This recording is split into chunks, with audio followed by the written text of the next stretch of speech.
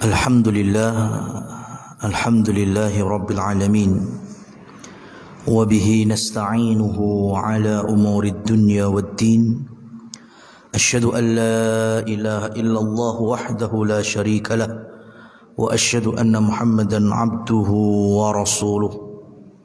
Qala Allah Ta'ala: Ya ayyuhan nasu ittaqu rabbakumul ladzi khalaqakum min nafsin wahidah وخلق منها زوجها وبث منهما رجالا كثيرا ونساء واتقوا الله الذي تساءلون به والأرحام إن الله كان عليكم رقيبا.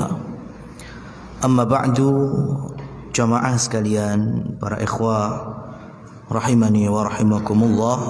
Alhamdulillah, kita senantiasa bersyukur kepada Allah Subhanahu wa ta'ala, dimudahkan di dalam beramal, capek beramal, lelah beribadah. Ini pertanda kebaikan bagi kita semuanya. Merujuk kepada hadis riwayat Anas bin Malik, Nabi kita bersabda, idza aradallahu bi'abdin khaira ista'malahu.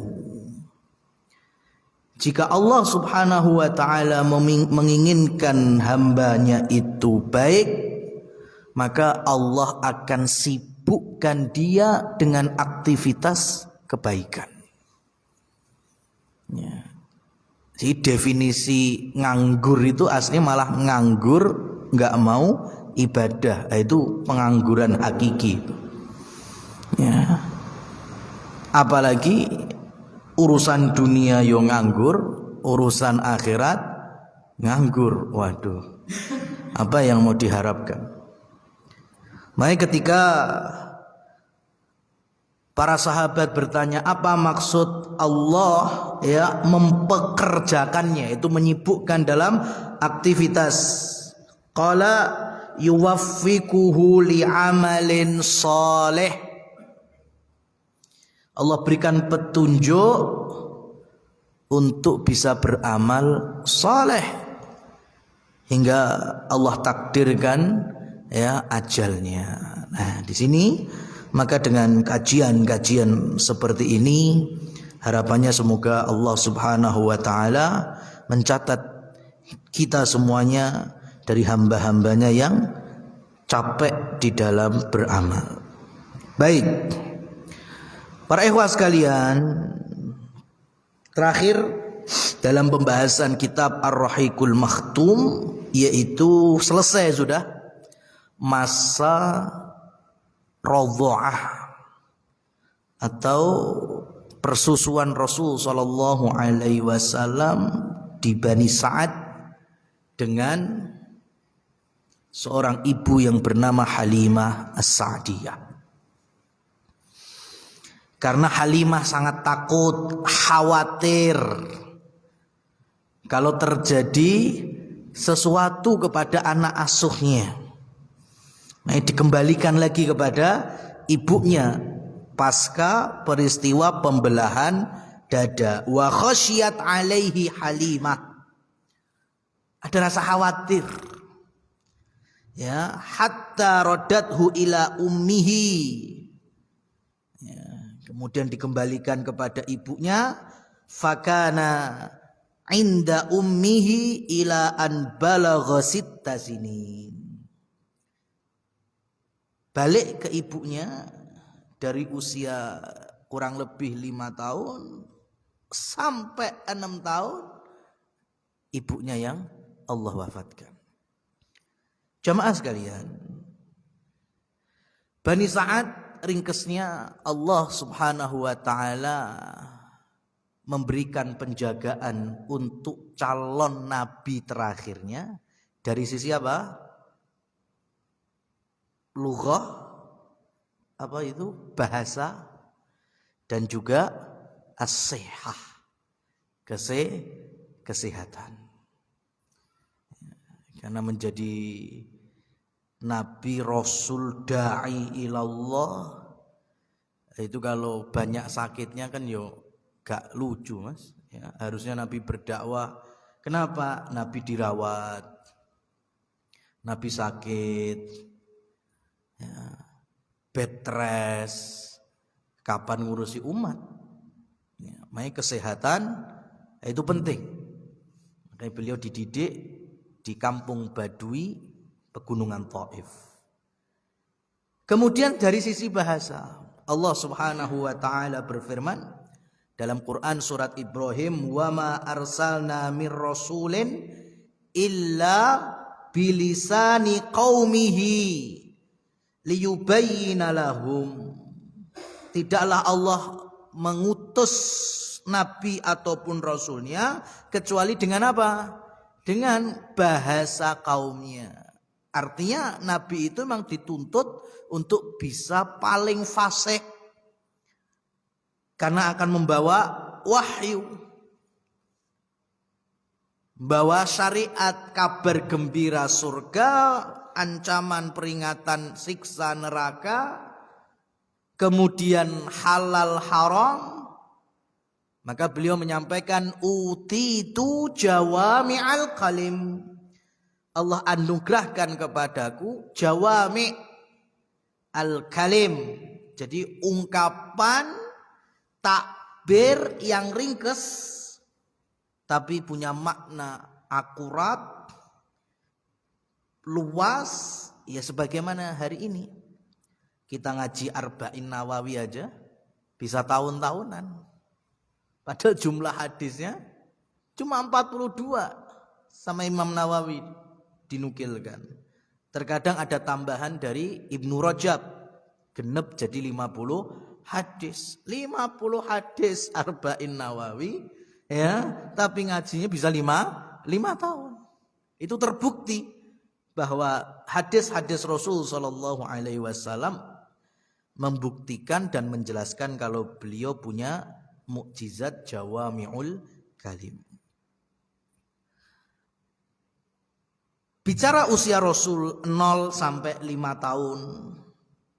5 tahun sampai 6 tahun, 6 tahun sampai 8 tahun, 8 tahun nanti ada peristiwa lagi usia 12, 12 ke 15, 15 ke 25, 25 ke 35, 35 ke 40, disitulah kemudian malaikat Jibril menemui beliau di Gua Hira, membawa ayat pertama Iqra bismi rabbikal ladzi khalaq.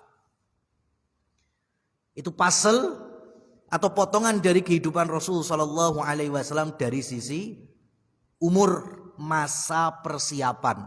Dari 0 tahun sampai 40 tahun. Itu masa persiapan.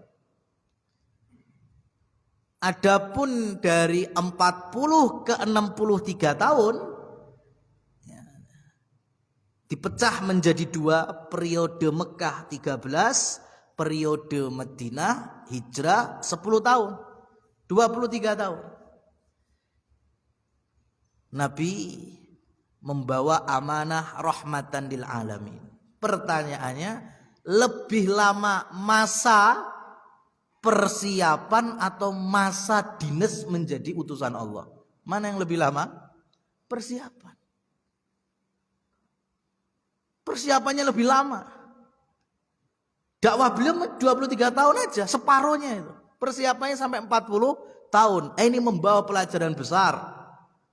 Kalau ingin menyiapkan generasi-generasi soleh, keluarga yang soleh, keluarga yang kita idam-idamkan sebagaimana satu-satunya surat dalam Al-Quran yaitu Ali Imran yang Allah pilih menjadi panutan dalam keluarga.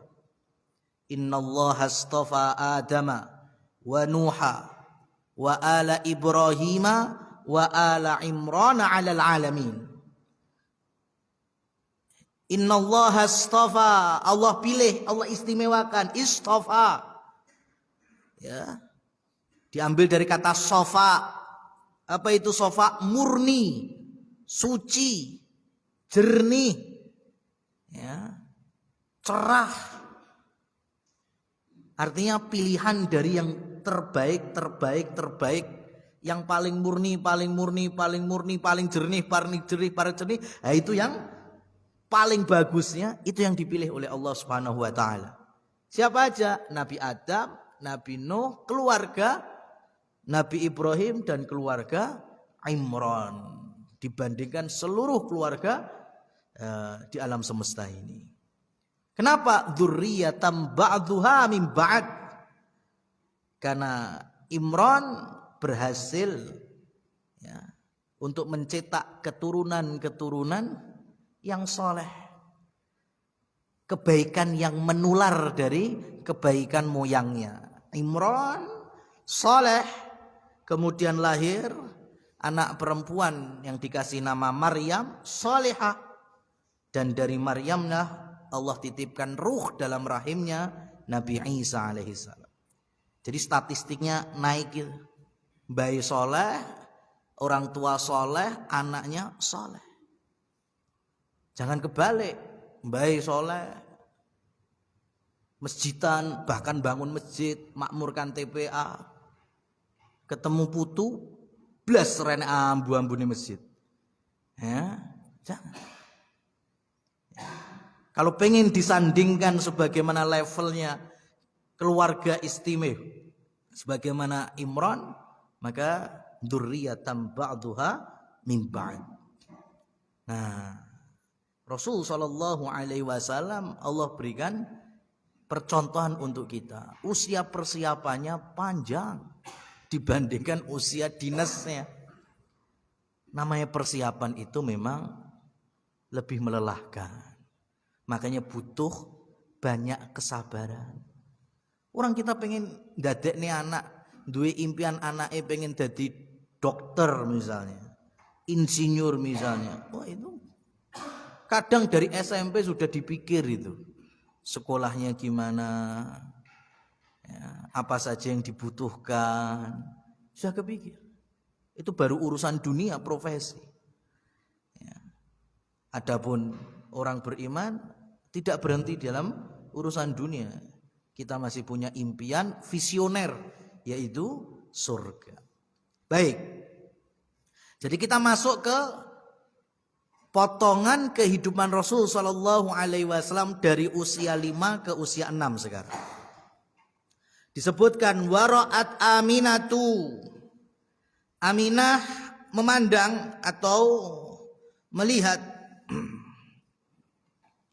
wafa'a li dzikra zaujiha. Kayaknya sih perlu dikenalkan ya dengan suaminya. Artinya Aminah berpikir enggak ada salahnya kalau anakku Muhammad sallallahu alaihi wasallam diajak ke kuburan ayahnya. Kenapa? Yang pertama, wafa'a sebagai bentuk wafa'a lidzikra, kesetiaan seorang istri kepada suaminya. Ya. Ar-rahil yang sudah wafat, antazura qabrahu biyasrib. Maka punya keinginan untuk berziarah, membawa anaknya yang usia 5 tahun ya, berjalan 6 tahun ke kuburan ayahnya di Yasrib, atau nama lain, nama jadulnya Al-Madinah An-Nabawiyah. Yang kedua, supaya Rasul kita sallallahu alaihi wasallam mengenal keluarga dari sisi neneknya. Siapa itu? Ibu dari Abdul Muttalib, Bani Najjar. Karena Nabi kita punya nasab Muhammad bin Abdillah bin Abdul Muttalib bin Hashim. Mbah Hashim inilah yang menikah dengan perempuan Yasrib. Dan dari pernikahan itu lahirlah Abdul Muttalib. Makanya Nabi SAW dikenalkan itu. Dia punya uak-uak, ya, Pak Le, Pak D, sepupu, ya, di Madinah. Dan disitulah nanti Rasul SAW mengenal yang namanya sibahah. Di Mekah ada kolam renang? Nggak ada. Orang air aja dicari malah di gua-gua di Ciblon. Tapi kalau di Madinah banyak. Karena tiap adanya kurma pasti di situ ada sumur, ada sumber. Makanya orang Madinah terbiasa membuat, ya, bahasa kita kayak kolam, cuma kolam tanah bukan kolam ubin. Ya, disitulah kemudian anak-anak itu bermain air.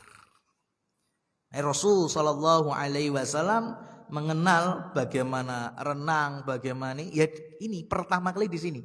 Di usia beliau 5 tahun dari Mekah berangkat berapa kilo? Hampir 500 kilo, 450 kilometer.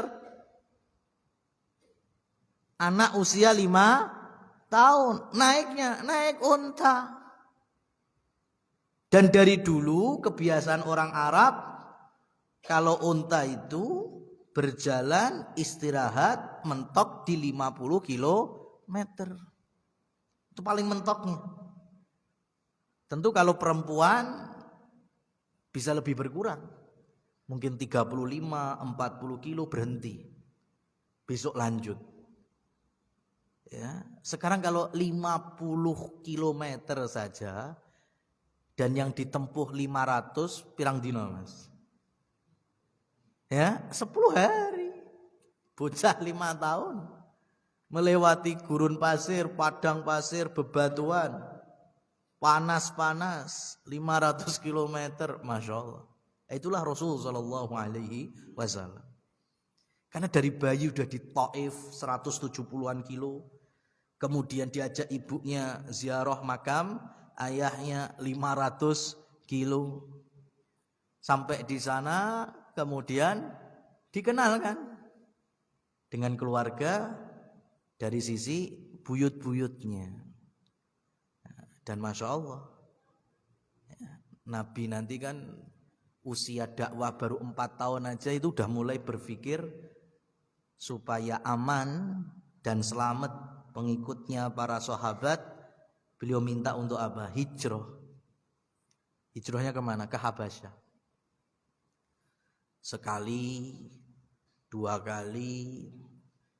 Kemudian beliau juga menginginkan ke Taif, gagal, dan ujung-ujungnya ternyata Allah pilihkan mana? Madinah. Di usia 53 tahun Rasul berdomisili di Madinah yang usia 5 tahun sudah pernah di situ. Makanya sebelum peristiwa hijrah itu Nabi SAW dalam beberapa riwayat mendapatkan mimpi bahwa Darul Hijrahnya itu daerah yang banyak kurmanya. Kemudian ada daerah lembah pegunungan yang kita kenal hari ini, apa itu Wadil Aqiq, Gunung Aqiq. Itu kan di Madinah itu. Cuma produksinya produknya sampai ke Indonesia. Apa itu? Ya Aqiq itu. Ya. Nah, mirip sama Nabi Musa alaihissalam. Nabi Musa itu ketika Allah menangkan dengan tewasnya Fir'aun di tengah Laut Merah, ya, itu Nabi Musa menang pakai Allah berikan wasilah dari musuhnya apa? Air. Dan kalau kita lihat track recordnya Nabi Musa dengan air, hal yang aneh atau enggak? Dari bayi Nabi Musa itu sama ibunya ditaruh peti kotak, kemudian ditaruh di atas sungai Nil. Dan ternyata melalui air pula Allah selamatkan beliau mengalahkan Fir'aun. Siapa yang tahu takdir ayol ikhwah? Nabi SAW nggak pernah ya punya bayangan 5 tahun di Madinah, ya beliau pergi bersama ibundanya. Lah kok ternyata nanti tempat itu menjadi mercusuar pertama hadharah peradaban Islam. Beliau mimpin situ sampai wafat di situ hingga hari ini. Ya, keimanan dan kesolehan bersumber dari kota Nabi, yaitu Al-Madinah An-Nabawiyah Al-Munawwarah. Ya, baik. Fakharajat min Makkah qati'ata rihlah tablu 500 kilometron. Nah, ini tadi sudah kita sampaikan. Akhirnya berjalanlah beliau menempuh jarak kurang lebih 500 kilometer. Wa ma'aha waladuha, bersama Aminah putranya al-yatim yang berstatus yatim, Muhammad sallallahu alaihi wasallam. Wa khadimatuha Ummu Aiman. Aminah enggak sendirian. Aminah ditemani oleh Ummu Aiman. Wa qayyimuha, dan mertuanya yaitu Abdul Muttalib. Nah, ini perlu kita tahqiq atau kita berikan catatan. Ini riwayat di antara mereka. Di antara mereka. Artinya Aminah ke Madinahnya bisa jadi ditemani oleh Ummu Aiman, Abdul Muttalib enggak ikut, atau Aminah ditemani Abdul Muttalib, Ummu Aiman yang enggak ikut. Jadi bukan dua-duanya, Ummu Aiman plus Abdul Muttalib, enggak. Tapi salah satunya. Ya, dan riwayat yang terbanyak, dan ini insya Allah yang lebih rojih, yaitu dengan Ummu Aiman. Ya, Abdul Muttalibnya tetap di Mekah, stay di sana. Ya, Rasul SAW ditemani ibunya, kemudian Ummu Aiman berangkat ke Madinah. Tinggal beberapa lama di sana, famakatha syahron, kurang lebih tinggal sebulan. Ya.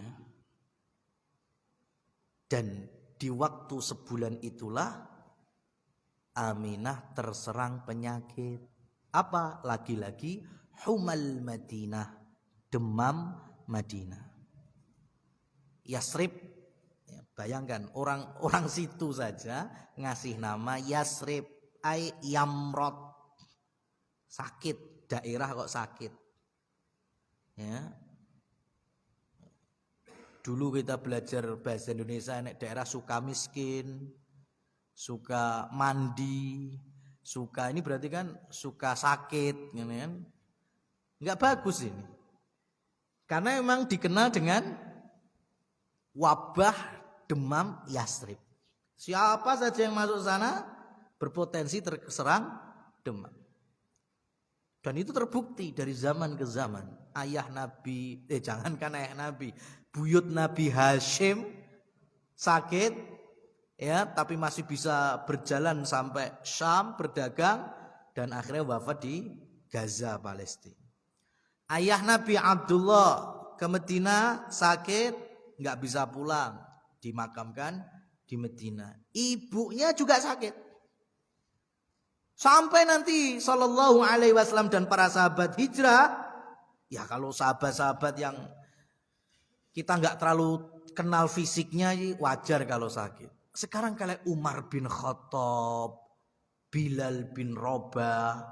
Bilal, budak yang dikenal kuat fisiknya, itu awal hijrah ke Madinah semaput juga, sakit juga.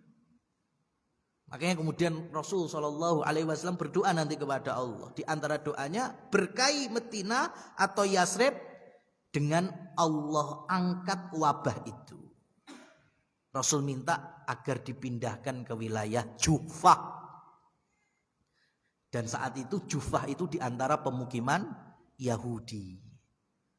Ya, hingga hari ini itu masih ada wilayah Jufah.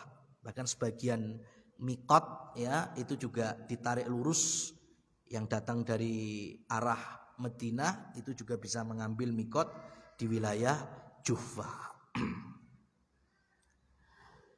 Thumma qafalat ya. Kemudian roja'at, kembali pulang ke Mekah.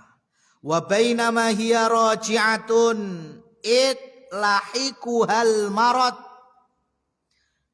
Maka di tengah-tengah kepulangannya Aminah, beliau mendapati sakit ya tadi ya, humal Madinah fi awailit thariq ya, di perjalanan-perjalanan awal kepulangannya.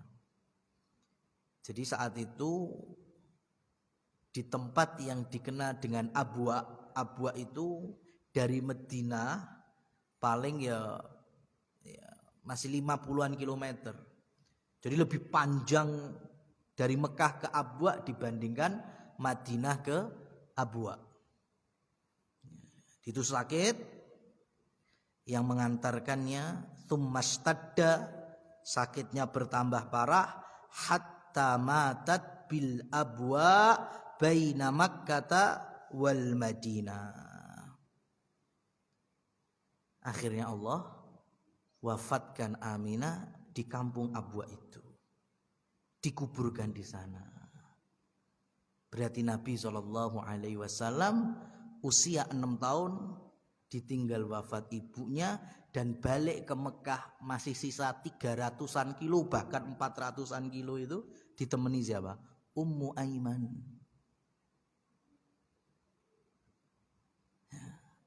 Makanya Nabi itu sampai mengkhususkan ada 3 wanita yang beliau ucapkan ummi ba'da ummi.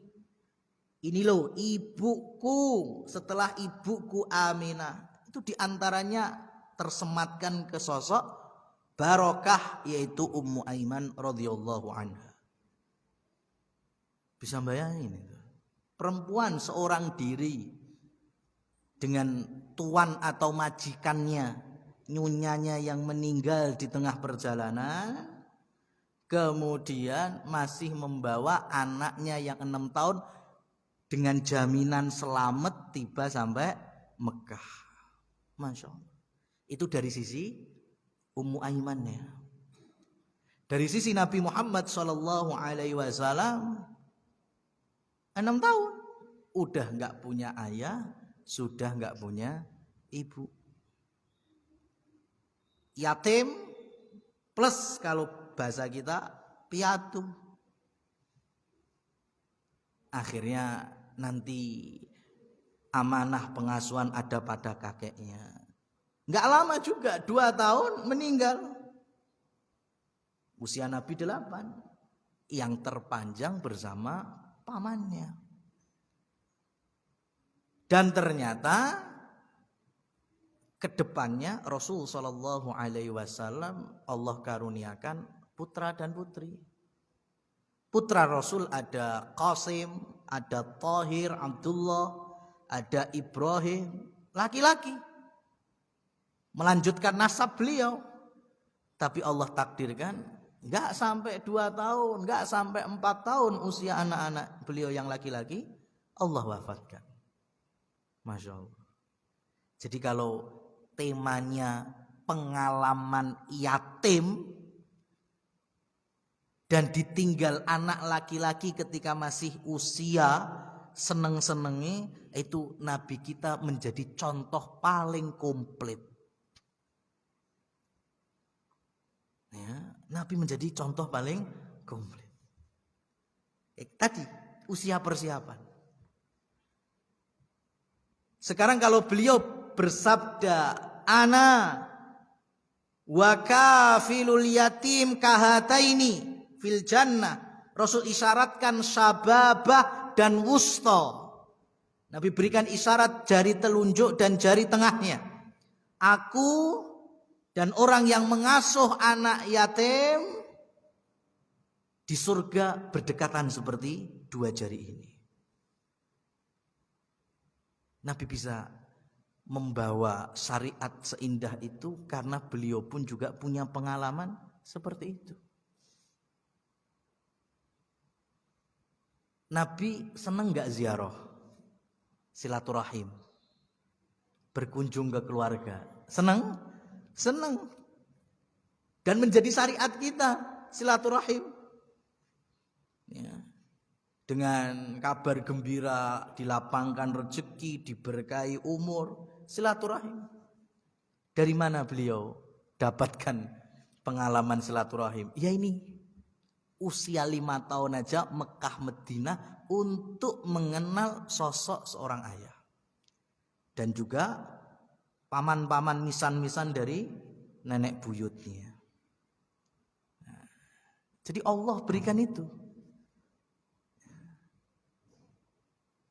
Beliau sangat sayang dengan anaknya yatim karena punya perasaan. Jadi yatim itu seperti ini loh. Beliau senang sekali silaturahim ya karena memang diajak dari kakeknya, ibunya, ya paman-pamannya.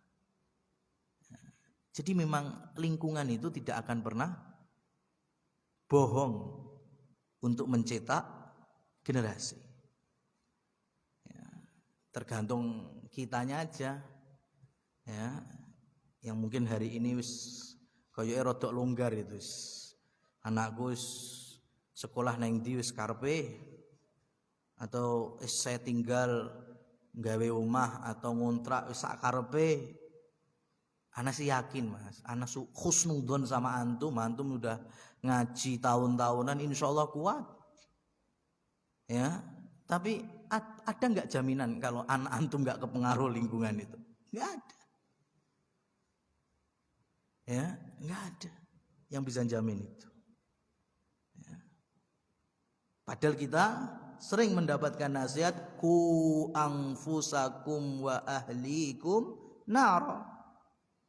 Ya ayyuhalladzina amanu, bagi orang-orang beriman, kita dipanggil oleh Allah. Ku, ya, kita diminta untuk mencegah, menghindar, untuk kita dan keluarga kita dari siksa neraka. Mas, Islam itu enggak mengajarkan mlebu surga dewian, ku enggak pernah ngajarkan Mas. Ya. Enggak ada perintah baik sendirian tuh enggak ada. Ku anfusakum wa ahlikum. Jangan lupa keluarga kalian. Masuk surga bareng. Karena melakukan ketaatannya juga bisa bareng-bareng. Ya. Lingkungan itu faktor besar kenapa Rasulullah SAW dari awal Allah tempatkan di tempat lingkungan terbaik untuk pertumbuhan. Contohnya masa penyusuan di mana? Bukan di Mekah, di perkampungan. Ya. Dan kira-kira Halimah itu ibu yang baik atau ibu yang buruk? Ibu yang baik atau ibu yang buruk? Yang baik, terbaik di kampung itu, terbaik di Badui Bani Sa'ad. Sekarang kiasnya gini teman-teman, jamaah sekalian yang dirahmati oleh Allah. Nabi Musa saja ketika kentir dan diambil oleh keluarga Fir'aun, ya, gimana itu bunyi ayatnya dalam surat Qasas? Wa harramna 'alaihil maradhi'a min qablu faqalat hal adullukum 'ala ahli bait yakfulunahu lakum wa hum lahu nasihun. Allah Subhanahu wa taala berfirman wa harramna 'alaihil maradhi'. Allah haramkan, artinya Allah halangi itu Nabi Musa untuk mengambil ASI dari siapa? Ibu-ibu yang dipanggil oleh Fir'aun. Yang punya bayi, punya ASI, ya, karena bayi Musa nangis terus, ya, susui itu Musa. Bisa? Enggak ada yang bisa.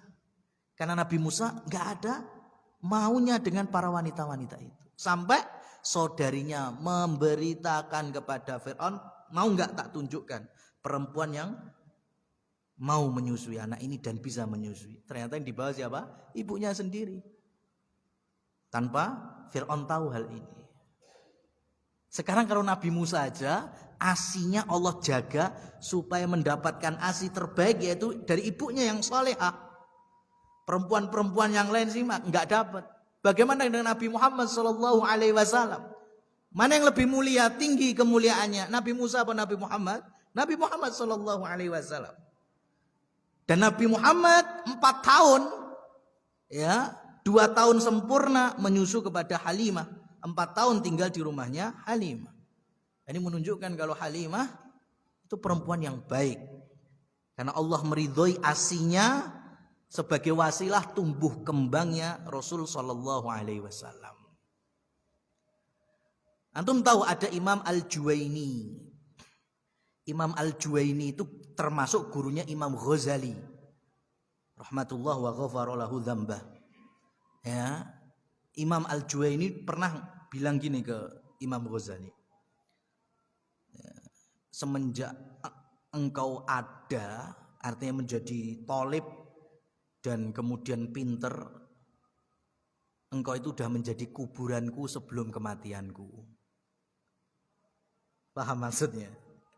Ya, karena semenjak Imam Ghazali mulai dikenal sebagai ya ahli di bidang sastra, di bidang ya belum hadis nih, bukan hadis. Itu gurunya ini sudah mulai redup ini, kalah pamor. Makanya Juwaini mengatakan, wah kamu nih Ghazali, ngubur aku sebelum aku mati. Nah, Imam Al-Juwaini itu imam yang saat itu dikenal di wilayahnya itu. Cuma beberapa kali khutbah, ngajar, itu kayak orang ceguan gitu. Kayak orang ceguan. Jadi kalau ngomong terlalu panjang, terlalu banyak, itu ada kayak ceguan-ceguannya. Sehingga beberapa kalimat tidak dipahami. Ketika muridnya bertanya, kenapa Imam? Kesuwen ngajar, kedawan ngajar, kayak keceguan. Beliau kemudian menjelaskan, ini disebabkan asi seorang wanita yang tidak solehah yang sempat menyusuiku dulu ketika bayi.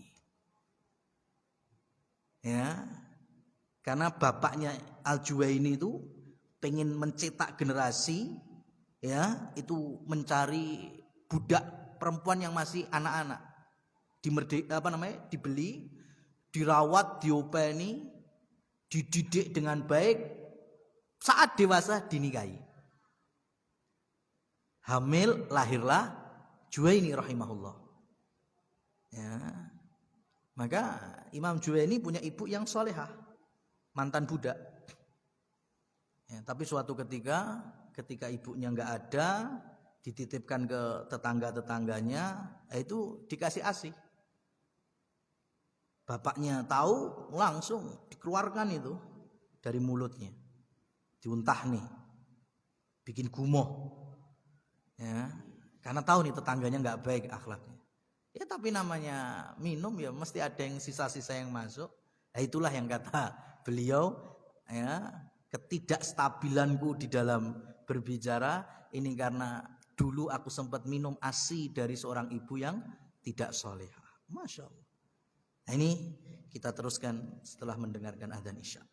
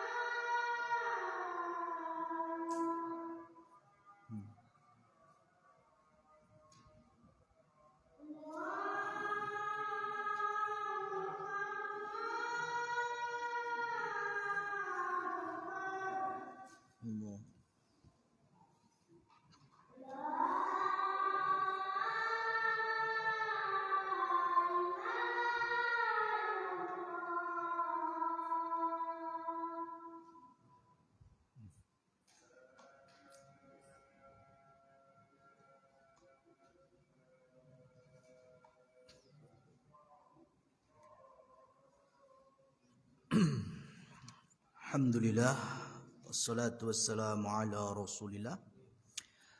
Baik ayol ikhwah, pelajarannya kita tambahkan kaitannya dengan wafatnya Aminah di Abwa.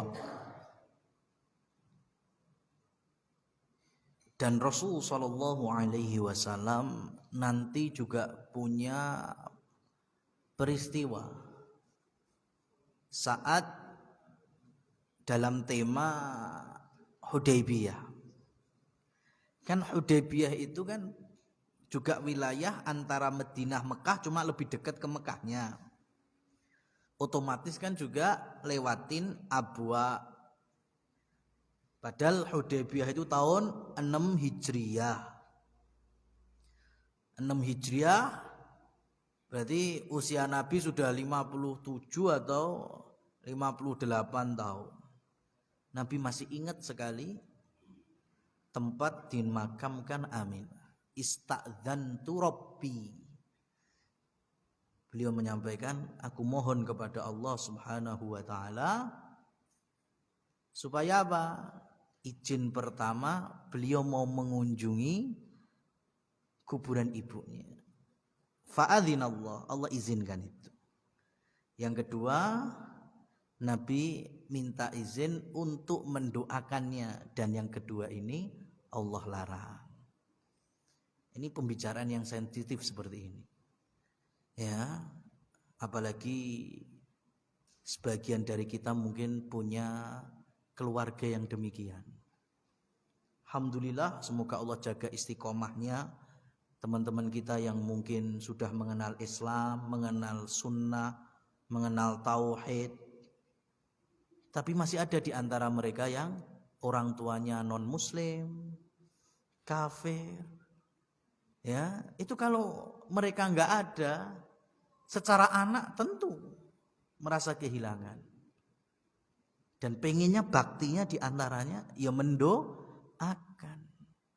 Sekelas Rasul sallallahu alaihi wasallam dilarang oleh Allah Subhanahu wa taala. Ya, berkunjungnya boleh, tapi mendoakannya dilarang. Apalagi umatnya lebih banyak lagi poin-poinnya. La yarithul muslimu kafiran wa la yarithul kafiru musliman. Ya, kalau ada perbedaan akidah, satu muslim, satu kafir, maka tidak boleh adanya saling mewarisi. Orang tua meninggal non muslim, anaknya bukan ahli waris. Begitu juga sebaliknya. Ya, anak yang meninggal orang tuanya bukan ahli warisnya. Dan ini berat. Mengamalkan ini berat di lapangannya.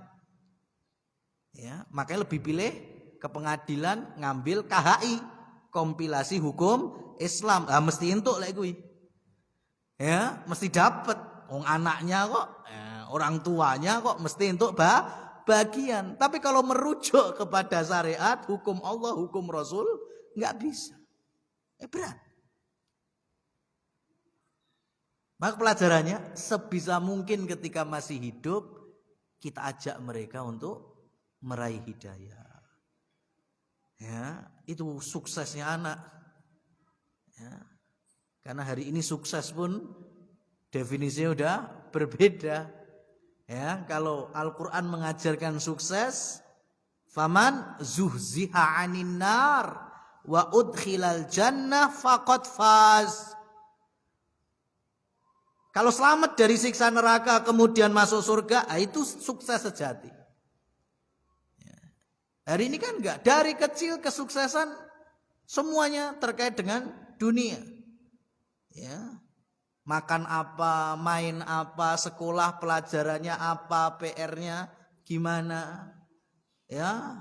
Kuliah mulai jurusannya apa, ngambil apa, kerja apa kerjamu, berapa gajimu, mau nikah siapa calonmu, ya, sampai punya anak masih sama. Jadi mulai dari kita kecil sampai punya anak kecil, pertanyaan template. Dan itu dunia. Ya. Padahal visinya keluarga Islam tadi apa? Sampai surga. Lah gimana pengen menghadirkan surga, ngobrolannya aja nggak pernah nyangkut surga. Para sahabat itu Masya Allah, lihat mimpinya aja surga neraka. Abdullah bin Umar itu kan termasuk sahabat junior lah, ya, sahabat muda sekali.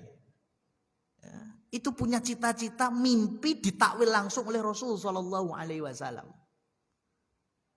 Maka suatu ketika bermimpi itu di dalam tidurnya, digawa malaikat loro, dihadapkan ke neraka. Bayangkan mimpinya medeni mas, ya, meh dicemplung di neraka. Kemudian tiba-tiba pintu neraka tertutup. Bangun langsung. Cari kakaknya. Siapa itu? Hafsah. Hafsah bintu Umar, kakaknya Abdullah. Sekaligus istri Rasul. Minta tolong. Diceritakan mimpinya. Sampaikan kepada Rasul. Saya pengen tahu artinya. Rasul dengarkan. Kemudian Nabi bersabda. Ni'mar rajul Abdullah. Ni'mar rajuli Abdullah. Sebaik-baik orang adalah Abdullah. Idza qamal lail. Jika dia mau menghidupkan malamnya dengan ibadah. Abdullah menjadi figur terbaik kalau mau tahajud. Abdullah menjadi manusia terbaik kalau mau witir. Abdullah menjadi manusia terbaik kalau mau qiyamul lail. Mendengar ini Abdullah bin Umar kemudian, ya, ketika beliau sudah masa tuanya itu mengatakan, semenjak aku dengar takwil mimpi dari Rasul, aku tidak pernah meninggalkan qiyamul lail.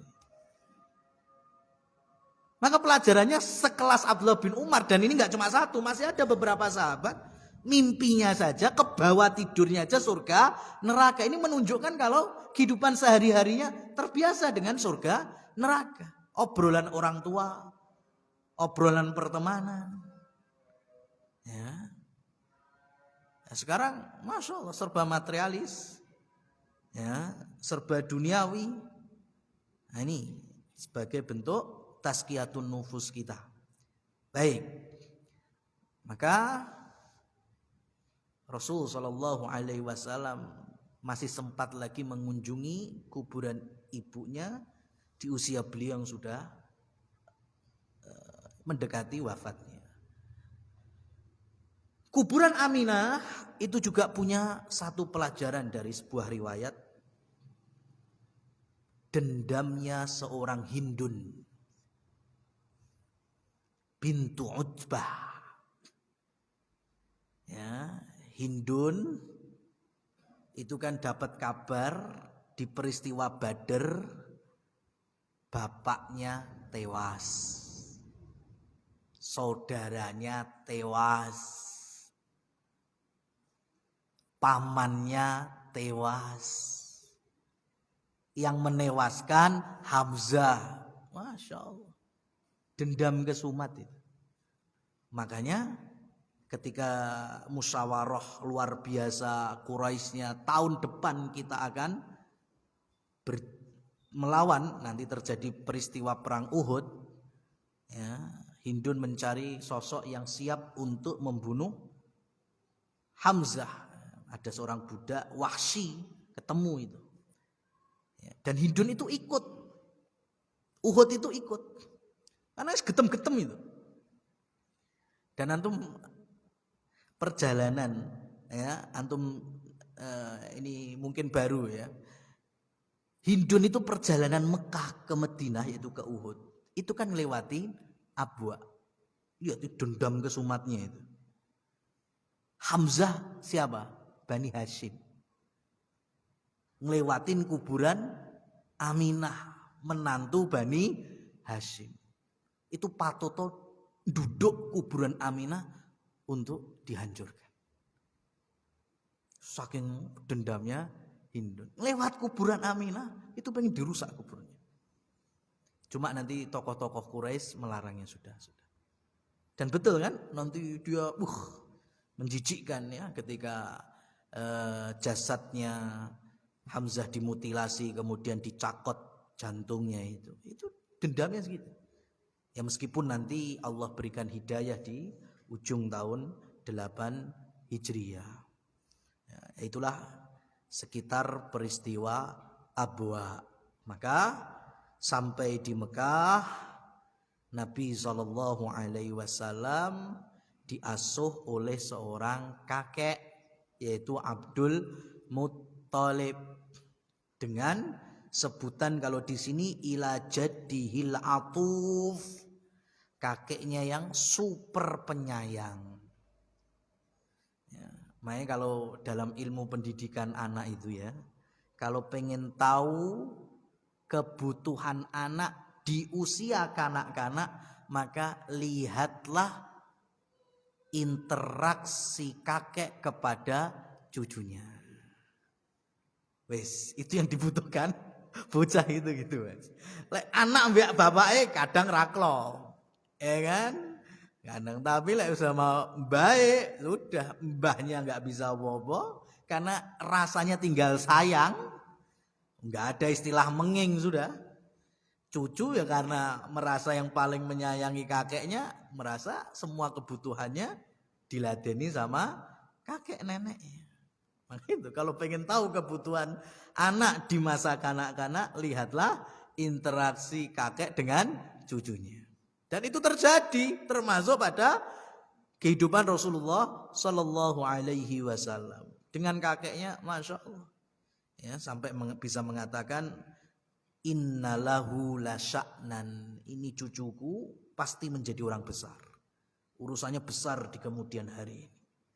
Ini punya singgasana di Ka'bah, orang lain nggak ada yang berani duduk, anak-anaknya aja nggak ada yang berani duduk. Tapi ketika Nabi usia 6, 7, 8 tahun dipersilahkan untuk duduk di situ. Nah, ini diantara kemuliaan beliau di masa kanak-kanak. Insya Allah kita lebih dalami di pertemuan berikutnya. Walhamdulillah, fasubhanakallahumma wa bihamdika asyhadu an la ilaha illa anta astaghfiruka wa atubu ilaik. Wassalamualaikum warahmatullahi wabarakatuh.